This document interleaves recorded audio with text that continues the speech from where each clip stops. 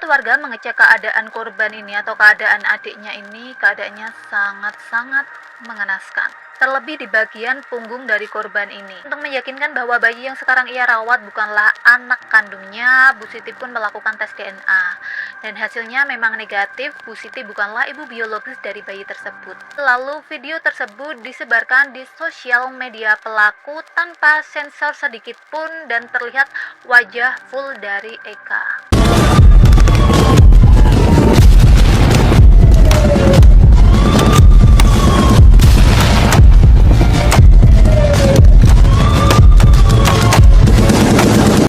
Hai, Assalamualaikum warahmatullahi wabarakatuh. Nama aku Lisa dan selamat datang lagi di channel Lisa DM.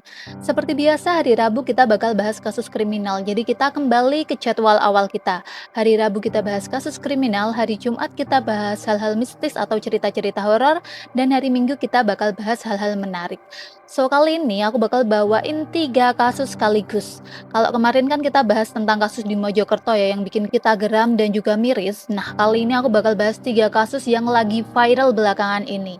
Ada kasus dari Malaysia, terus ada juga kasus putra tertukar, bayi tertukar, dan juga kasus terakhir adalah kasus yang pengen banget aku up. Semoga kasus ini tuh bisa viral. So, buat kalian jangan lupa buat nonton video ini sampai selesai biar kalian tahu semua informasi yang bakal aku sampaikan hari ini.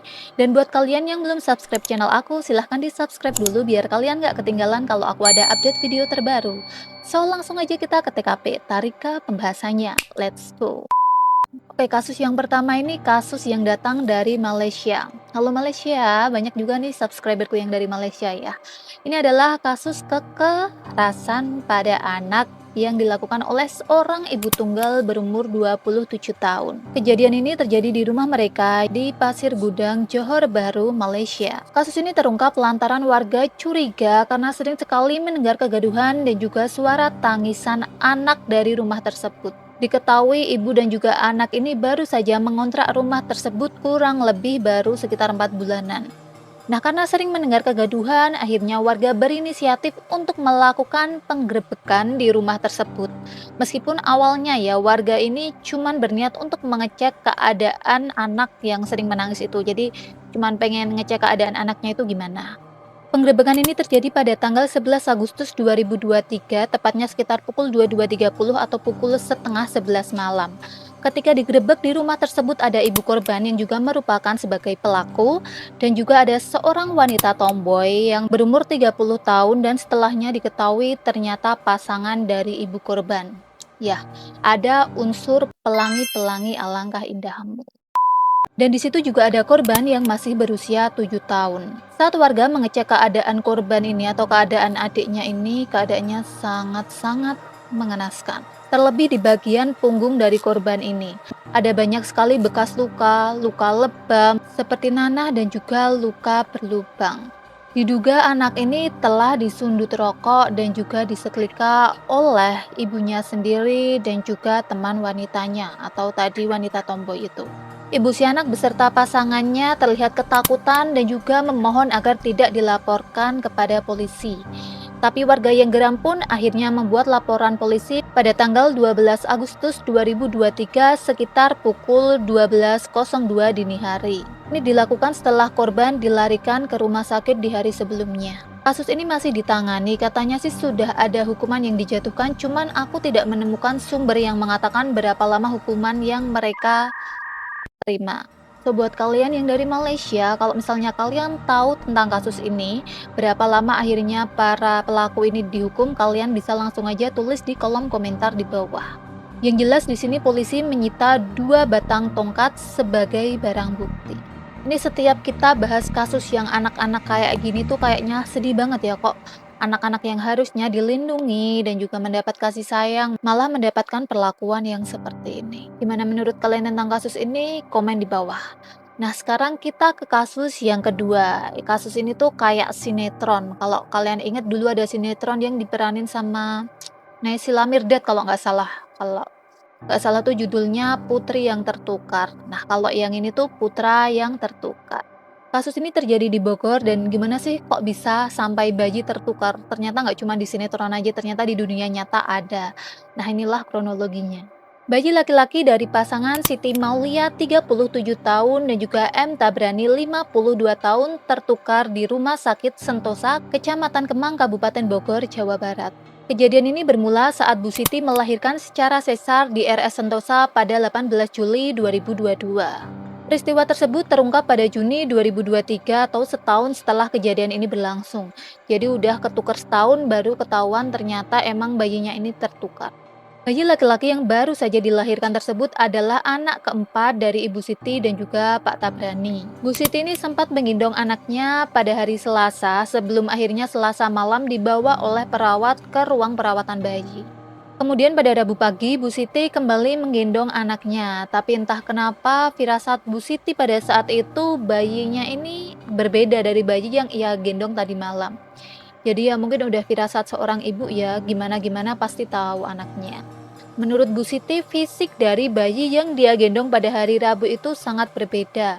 Dari wajah, rambut, dan juga kulitnya itu tuh sangat berbeda dengan bayi yang dia gendong di hari sebelumnya. Selain itu, baju yang dikenakan pun berbeda karena pada hari Selasanya itu tuh bayinya pakai baju kuning, sementara waktu hari Rabu dia gendong itu baju pink. Cuman kalau baju mungkin bisa agak maklum ya, mungkin bajunya udah diganti atau gimana. Setelah 3 hari dirawat, Bu Siti pun membawa bayinya untuk pulang ke rumah. Namun setibanya Bu Siti ini di rumahnya, dia menyadari bahwa gelang yang dikenakan bayi tersebut bukanlah gelang yang dikenakan oleh bayinya. Ketika Bu Siti mencoba untuk mengkonfirmasi ke pihak RS, salah satu dari perawat mengatakan bahwa yang tertukar itu hanyalah gelangnya. Jadi bayinya tukar, cuman salah masang gelang aja. Cuman entah kenapa Bu Siti ini tetap merasa tidak tenang, merasa bahwa itu bukanlah bayinya. Berarti bisa dibilang ini tuh human error kayak gitu ya, jadi kesalahan dari manusia atau mungkin dari perawat atau staf yang berjaga pada saat itu. 4 bulan kemudian, tepatnya pada bulan November 2022, Bu Sinti ini meminta kontak atau alamat dari pasien B yang diduga sebagai ibu dari bayi yang tertukar, yang selanjutnya kita ketahui namanya ini Budian. Tapi saat ditemui, Budian ini membantah bahwa bayinya tertukar dengan bayi Bu Siti. Untuk meyakinkan bahwa bayi yang sekarang ia rawat bukanlah anak kandungnya, Bu Siti pun melakukan tes DNA. Dan hasilnya memang negatif, Bu Siti bukanlah ibu biologis dari bayi tersebut. Bu Siti pun kembali menemui Budian untuk meminta tes DNA, tapi pada saat itu Budian ini menolak untuk melakukan tes DNA. Hingga akhirnya Bu Siti pun membuat laporan kepada pihak kepolisian untuk melaporkan RS yang menanganinya dulu karena telah melakukan kelalaian, atau bisa dibilang RS ini yang bertanggung jawab dengan apa yang sedang ia alami. Selama setahun, Bu Siti ini tetap merawat bayi tersebut dengan penuh kasih sayang meskipun ia tahu bahwa bayi yang sedang ia rawat ini bukanlah anak kandungnya. Terus gimana penjelasan dari rumah sakit? Nah, sekarang kita masuk ke penjelasan dari rumah sakitnya ya. Juru bicara Rumah Sakit Sentosa yaitu Greg Jaco mengatakan bahwa pihak manajemen rumah sakit baru mengetahui tentang tertukarnya bayi tersebut 11 bulan setelah kejadian. Jadi, rumah sakit ini baru mengetahui setelah Bu Siti ini bertemu dengan pihak manajemen. Rumah sakit pun menduga ada kelalaian dan juga menindaklanjuti bidan ataupun perawat atau staf yang bertugas pada saat Bu Siti ini melahirkan atau dirawat di Rumah Sakit Sentosa. Pihak rumah sakit juga memfasilitasi tes DNA untuk kedua belah pihak agar mendapatkan hasil yang valid. Dan ya hasilnya emang negatif ya, Bu Siti ini bukan ibu biologis dari anak tersebut. Sementara itu pihak rumah sakit juga telah menghubungi Budian untuk melakukan tes DNA, tapi Budian menolak untuk melakukan tes DNA. Bahkan pihak rumah sakit ini juga sudah 2 kali mengirimkan surat kepada Budian, tapi tidak ada tanggapan. Setelah dilakukan pendekatan, akhirnya Budian ini mau melakukan tes DNA dan setelah hasilnya keluar, ternyata memang benar bayi mereka ini tertukar. Masing-masing bayi akan dikembalikan kepada keluarga kandungnya dalam jangka waktu 1 bulan karena kan perlu penyesuaian, terus adaptasi anak juga dan step-step, jadi nggak bisa langsung ditukar gitu, nggak bisa, jadi memerlukan waktu sekitar 1 bulan. Intermezzo dikit ya, dulu tuh kalau aku lihat sinetron-sinetron kayak gitu ya, skin-skin sinetron Indonesia tuh kan sering banget ya alur cerita yang kayak bayi tertukar, bayi tertukar. Aku mikirnya emang bisa ya di dunia nyata tuh beneran kayak bayi tertukar, karena di sinetron Indonesia kan sering banget. Ternyata ada ya. Kalau menurut kalian gimana tentang kasus ini? Langsung aja komen di bawah. Next kita ke kasus yang terakhir, ini kasus yang pengen banget aku up dan kasus ini tuh baru banget. Jadi kasus ini dialami oleh salah satu nakes kita yang sedang bertugas pada program Nusantara Sehat di Papua bernama Eka Safitri yang mengalami tindakan kurang menyenangkan atau lebih tepatnya tidak senonoh oleh rekan kerjanya sendiri. Eka ini direkam secara diam-diam atau semacam kayak hidden kamera kayak itu kalau di Korea ketika dia sedang mandi, lalu video tersebut disebarkan di sosial media pelaku tanpa sensor sedikit pun dan terlihat wajah full dari Eka. Dan menurut keterangan Eka, captionnya ini bisa dibilang tidak sopan atau captionnya itu cukup senonoh, agak kurang ajar kayak gitu bahasanya, ya, mohon maaf. Eka sendiri sudah membuat laporan ke kepolisian, tapi sampai sekarang belum ada tindakan atau belum ada perkembangan yang lebih lanjut. Nah, untuk terduga pelaku sendiri berinisial ADW yang katanya pernah menjadi ketua BEM di salah satu kampus kesehatan di Kendari. Buat kalian yang mungkin tahu, kalian bisa komen di bawah.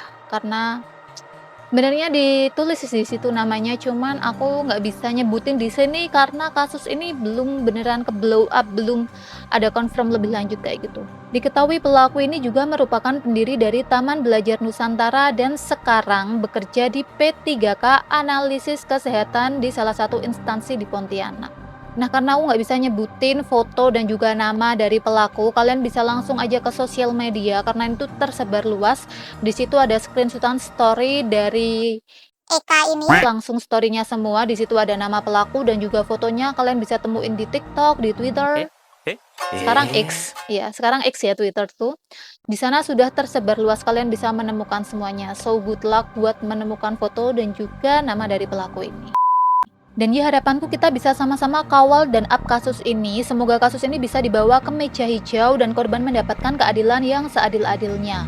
Gimana sih kasus Pak Sambo aja kita bisa rampungin, kita bisa sama-sama kawal. Kita butuh dukungan kalian semua buat bisa nge-up kasus ini biar mendapat perhatian yang lebih lagi dari publik, dari penegak hukum, dan juga dari pemerintahan.